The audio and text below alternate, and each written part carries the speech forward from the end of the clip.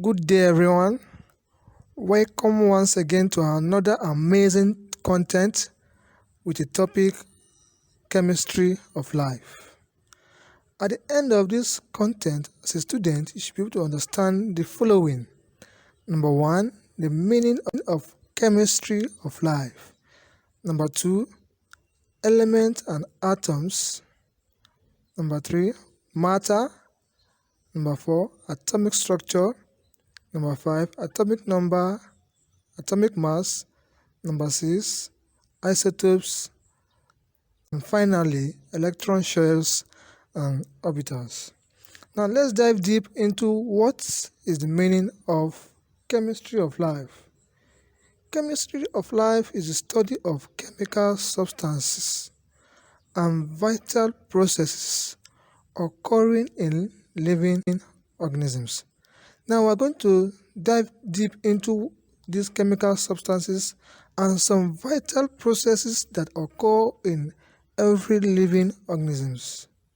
Number one, elements and atoms.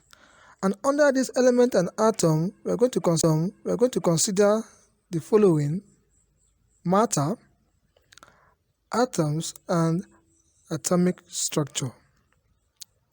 Now let's see what is matter. Matter is anything that has mass and occupies space. Matter is everything. You as a living thing, you are a matter. The phone you are using to watch this video is also a matter. Where you are seated right now is a matter. The bed you are lying down is a matter because it has mass and occupy space. Now, matter exists in three states. Number one, we have the liquid state. Number two, the gaseous state. Number three, the solid state. Now, the liquid state is an example of the liquid state is water and milk. An example of the gaseous state is the gases. An example of the solid state is the chair you are sitting on because it's solid. Stone, the plate you used to eat. Now, let's see the properties of matter. Number one, color, length, volume, density, hardness, and conductivity. That is to say, a matter may have color, may have length, may have volume, may have odor, may have density, may have hardness, and may conduct electricity. Wow. Now let's go to the next slide, which is atom. Atom are the smallest particle or unit of matter that have the properties of an individual element. In our previous slide, we just finished discussing about matter, and we say that matter is anything that has mass and occupies space. Now we are defining atom in relationship to matter, saying that atoms are the smallest particle or unit of matter that have the properties of an individual element. Also, neutrons and electrons are organized to form atom. Atoms are then used to create molecules. That is to say, two or more atoms consist of a molecule. Two or more atoms consist of a matter. And also in an atom, we have proton, we have neutron, and electron. That is, these three things are organized to form what an atom is all about. Now look at this image here. On this image is describing an atomic structure in which there is the proton, the neutron, and the electron. The electron here is the one having the blue color, which is revolving around the elements. And the neutron is in the center, which is negatively charged, and the proton, which is charged. Now let's see another thing, which is elements. We all know, or we have all had elements in our various classes. Now let's see what elements is all about. Elements are alphabets in the language of molecules. In the language of molecules. That is why we have periodic elements. Or you can say elements are the alphabetic representation of a molecule. Now let's see some elements here. We have hydrogen, which is represented with letter H. We have carbon represented with letter C. We have oxygen represented with letter O. We have water represented with H2O. We have hydrogen peroxide represented with H2O2. We have propane represented with C2H6. Now we are on the next slide, and the next slide is atomic. What is atomic structure? Atomic structure is the structure of an atom. Atomic structure, listen very carefully. Atomic structure is the structure of an atom, and it consists of three basic particles: the protons, the electrons, and the neutrons. The proton is positively charged. The electron is negatively charged. The neutron is zero, which means it is neutral. It has no charge.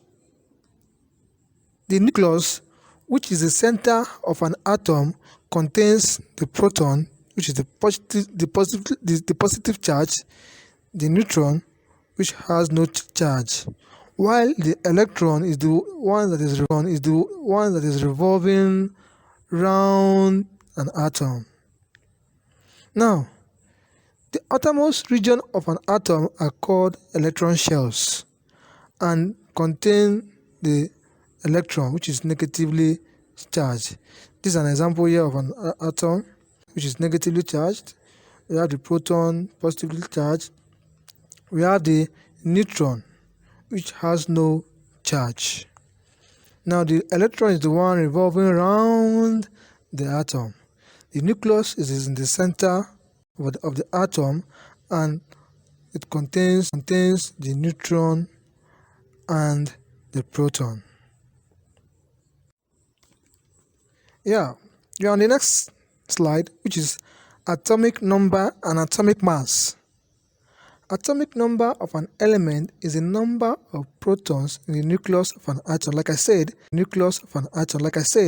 the nucleus is located in the center of an atom, and it contains the protons and the neutron. Listen again, the nucleus is found in the center of an atom, and it contains the proton, which is positively charged, and the neutron, which has no charge. Therefore, the atomic number of an element is the total number of protons and neutrons found in the nucleus of an atom. That is the total number of proton and neutron found in the center of an atom. While atomic mass of an element of an atom is the equivalent number of protons and neutrons in the atom. That is mass number. Let's see given examples. Number one, we have oxygen. Oxygen in the periodic table is number 8, which is the atomic number of oxygen. Now, oxygen has an atomic mass of 15.999, which is approximately 16. Now let's look at carbon. Carbon is the 6th element in the periodic table, and that 6 is the atomic number of carbon. So carbon has atomic mass of 12.011 grams per mole.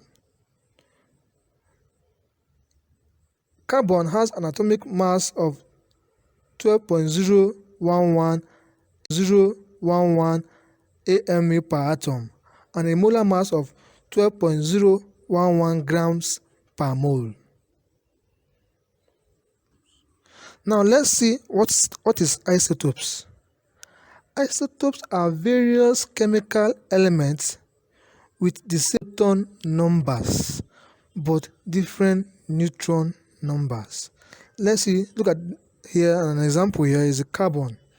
Carbon here, we have two carbon here, and they are both having the same proton number, the same atomic number, but different neutron number, different atomic mass. Another example is oxygen. Here we have three oxygen. They are all, the three oxygen are having the same atomic number but different atomic mass. Are various chemical elements with the same proton number but different neutron number. Or we can say isotopes are various chemical elements with the same atomic number but different atomic mass. Now the next thing on our slide is electron shells and orbital. Each shell of an electron consists of one or more subshell, and each subshell consists of one or more orbitals. The electronic configuration of the atom of the non-elements is represented using 7 main electron shells, each of which is represented by a circle with nucleus at its center. The electronic shells are the K shells, the L shells, the M shells, the N shells, the O shells, the P shells, and finally the Q shells. Also, the K shells are the shells nearest to the nucleus. They are the innermost shell, which are nearest to orbitals. They contain only 2 electrons. The K shells contain only 2 electrons. This is a good example here of an atom with the K shell, which is the innermost shell, the L, the M, the N, the O, the P, and the Q. These images here also describe the electronic shells and their orbitals.